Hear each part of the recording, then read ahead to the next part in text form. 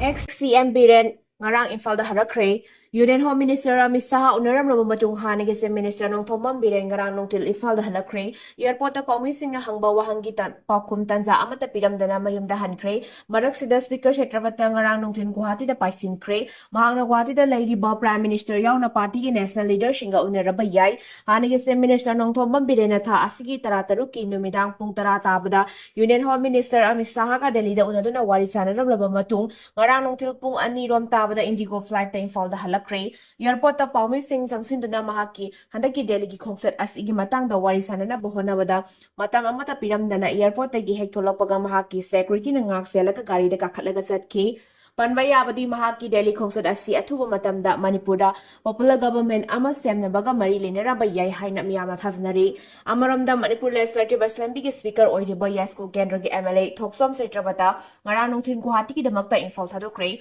mahaki khongset asi da Guwahati da hojik leiriba Prime Minister Narendra Modi yauna party gi national leader shinga uneraba yai hairi Manipur da thamlakkiba president rule gi matam February 13 da loiragani masigi mangoina tha asigi Kuntaru Republic Day ki mawoina Manipur da popular government ama semlakpa yai haina political cycling malakta kanna ngangnaraba lairibani Haukiba December thada party ki center gi lusingba singna Kuki jogi MLA yauna Manipur gi BJP MLA pumnamak Delhi da kautuna ahan boina maitei amasung Kuki jo MLA sing puna phamina duna mifam pangthokba laikhrabani center gi maikei gi lengak sem ko doriba asida Kuki jo MLA sing sarugyana ba amadi Kuki jo CSO singna su cooperation pina ba taksin ba laikhrabani Adumakpu Kuki jo CSO Singhi oina di separate administration demand tawduna Manipur lengak sembada saruk yaroi haina phongdorapnibani Indigo na lupa crore kunitoiga lakh anigi fine thigadabani DGCA mamang sahi December thada Indigo gi operational crisis thokuna flight kaya cancel tawbuna miyam da south na khudongza daba mayok na hankiba dugi damakta Directorate General of Civil Aviation DGCA na Indigo da penalty oina lupa crore kunitoiga lakh ani pigadabani haina khangankre operational crisis adugi matangda ngasi fawbada DGCA na thiba humbagi thabak chatharakpada Thokiba wathok adu Indigo na makhoi flight crew singi mathabak matam henna sangna tawhanbadagi thokpani haina khangbangam masigi matuina DGCA na Indigo gi CEO Peter Albus Amadi COO Isidre Prokerasta warning tawkibaga loinana Senior Vice President famdagi lawthoknaba order tawkre DGCA na thibo humbagi thabak chathaba aduda Indigo gi system software support amasung management structure da awat pakaya thengnaki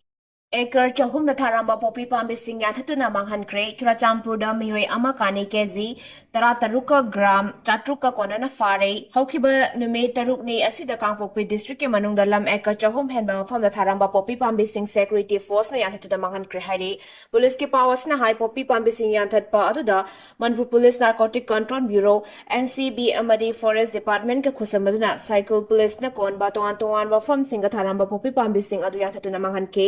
Mafam sing aduda horamba popi pambi sing yathat patanatana lautang sang nimpu humdoi ising China ba spray from yauna pipe sing popi pambi thabasina ba thum amadi tongan ba lauhida kya su security force ke apun bakang bo amana mangan ki hairi amarom da Churachampur district ke manung chanba Chingai police station na konba tidim lambi ki Bihangda Manipur Police na kani kilogram taruka gram chatruka korana miyoi ama faraba miyoi adugi maming na nanglin sim sahi kuntrang manga kawi Churachampur district ke new lamkang ZMA road vengnum dagini hairi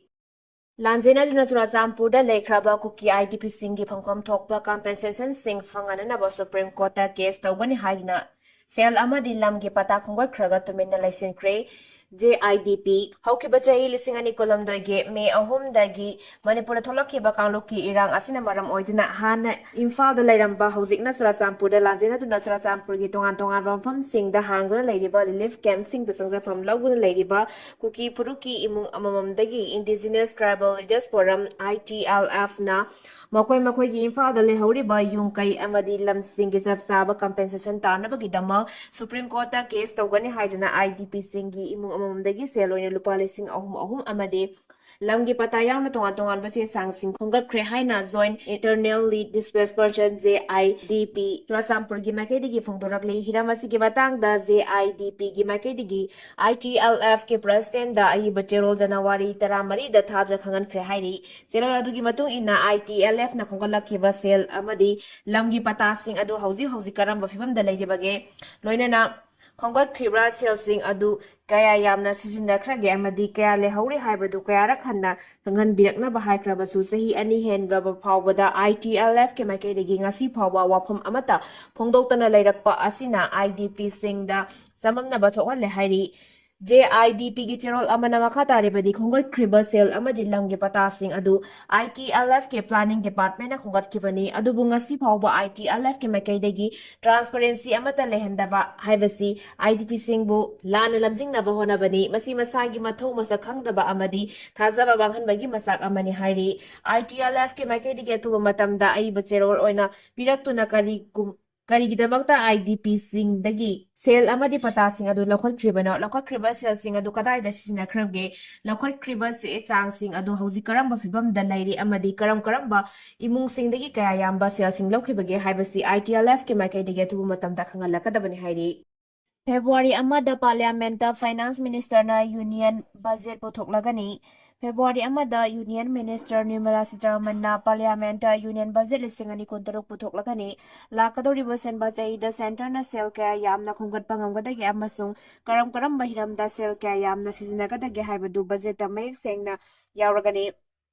loinana budget puthoktrinaigi mamangda finance minister na economic survey gi report puthokani Ministry of Finance ki Department of Economics Affairs Chief Economic Advisor gi mateng loraga sahi khudingi economic survey gi report puthoktura lakle haukiba sahi da lebak asigi economy gi fibam kari oiribage amasung agriculture industry services export amadi job yauna maru ai bahiram singda kari karamba fibam oikibage haibadu economic survey da mek sengna pangadore Lengakna karamba moongda sel khogatkadagi amasung chading togadagi haibadu budget mayek sengna yawi hairi Lona yadaba moongda nung holamba truck ama forest department na Phare Technopol forest division na Central forest division amadi Thobal district police na khusamadna wabachong amadi tolen chingchang parengda labor irrigant stone quarrying site singdas operation chatakre operation adu da lona yadaba moongda nung holamba tata truck ama fakibaga loina preliminary offense report file tokre Indian Forest Act 1927 amasung Forest Conservation Act 1980 gi matung inna chinggi mafam amatada ayaba yaugana nung hondokpa yade hiramasig matangda Technopol Forest Division gi Deputy Conservator of Forest Mahamuta Begamda haiki madudi miyoi kupu kaya na aronba moongda nung amadi mineral kaya lauthokiba maramna umang singi phibam kudong tiningai oiba thak yauna soksilakle mahoksagi oiba natural heritage ngak senona thamnabagi pandamda joint operation chatuduna data truck ama fagat pangamkibani forest department na lokalakpa thabak tawram singda Thobal district police na tauna mating panglakpagi damak forest department na thagalakle Kokomigi General Body Mifam Pangthokuna Nauna Thaupugadaba Singkhankre January 18 da Pangthokadaba Rally Miyamna Mapung Phana Saruk Yabiu Athauba Kokomigi Anisuba General Body Mifam Pangthokuna Saliba Chahi Lisingani Kuntaru Kuntreki Nauna Thaupugadaba Singkhankre Loinana Nauna Khalaba Committee Asigi Convener YK Biren na Hanagi Convener Khoraizam Athobana Mahaki Sasinkre Chaliba sahi lisingani kuntaruk kuntareki oina subcommittee taramangagi oina nauna thaupuba khallaba convener sing adugi manungda organization and mobilization dana Harricon gi yungkhai bam Surjit Kumar Khuman finance and resource mobilization dana CCSK gi Laikram Jayantana Information and Public Relation dana Ripun gi Phizam Samsan amasung General Administration dana UCM gi Nahakpam Santani Hiramasiga Mari Lenena Ngarang Lamfenda Leba Kokomi the Pangthokiba Paugi Mipam Amada Kokomi convener Oiramba Khoraizam Athobana Haikibada Ngasi Kokomi officer civil society organizing upon Bamipam Ama Pangthok na Kokomi na Tokiba Amasung Pakakadaba Tabak Toram Singpuna Kana Nainaraba Yauna Sahi Amagi Oina Topugadaba Singkan Kibane Ngasi Mipamada member Jamaga Marfu Humdoi CS organization Yankimanga Amade branch unit Singate at Topuba Kayana Sarugyake Kokomigi Anoba Tamgi Oina Nauna Topugadaba Singkalabanina Makna Paramba convener gi sasasisu nauna convener oina khallaba YK Direna Sinare mahakna convener-gi famdagi pothakrabasu makhatana kokomina lebak miyamgidamakta paikhatkadaba thabak thauramsingda saruk yakhigani mahakna kokomi convener oina thau puringai matamda Manipurda Kuki narco terrorist singna lamdam asigi yellow missing muthatnaba honarakhiba aduna maram oiraga tholakhiba irang adubu thengnanaba yauna IDP singgidamakta thabak thoram kya paikhatkre lenga kya soiba kya sumthokuna ingtappa santi leiba lamdam ama ohenna bohonabadasu miyamga loinana tongan tongan ba khongjang kya sangsinke makhatana su January 18 da chatkadoriba khongsat asida lamdam asigi miyam pumna mangna saruk yaduna rally asibu mupung fana mai pakhanbiu miyamge chauba support ka loyana ko komina sarkar gi mayok tu sangsin ki ba khongjang Singda asoba mai pak pangam ki bani maram aduna ko komina pakhalak pa thabak thoram Singda miyam na mupung fana support tobiu miyam puna hona minaraba khakta da lamdam asida awan ba amasung santi purak pangam gani haike ko komi haibasi loop mayam pullaga semba collective leadership amasung collective separate ta thabak tauba na karigumba warep ama loba matamda yamna kupna manga tara thokna khanaraga lobana masigi chitha nantha hoba amasung asoi aran kya thokadaba adu yari mangkhai hantahanba ngami apunbagi platform ama oibana kasin koya yongna khangsin usindaba kaya amasu maike kyadagi puthoktuna khaminabana mahaki oina sukokomi da leiringi matamda asuki matik kaya fangki haina phangdoke nauna convener oina khalaba YK Biren na haikibada kokomi asi miyamgi thabak tawba loop amani kokomi asi lamdam asida leiriba civil society organization sing pusillaga semba loop amani kokomi na miyamgi thabak tawbada miyamna mapung fana support tawguna mai pakpa tawba ngam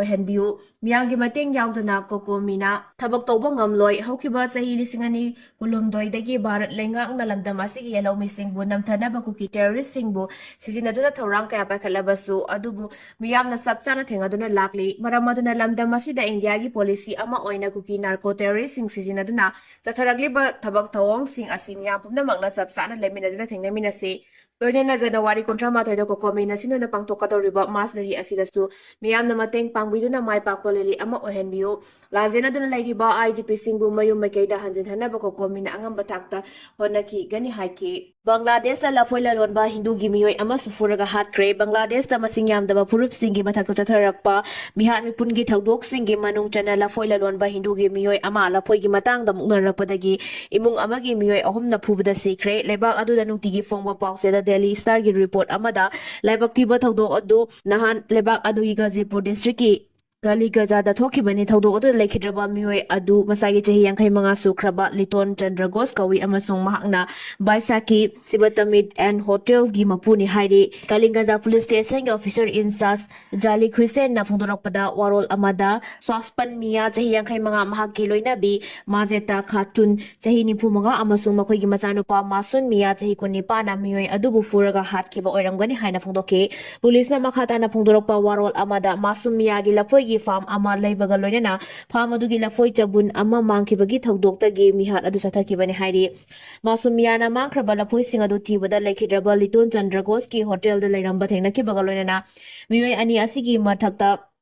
miyoi ani asigi marakta mare yetna bahaurakibani bihat asida senariba Masumiyana lekhidraba Liton Ghosh bu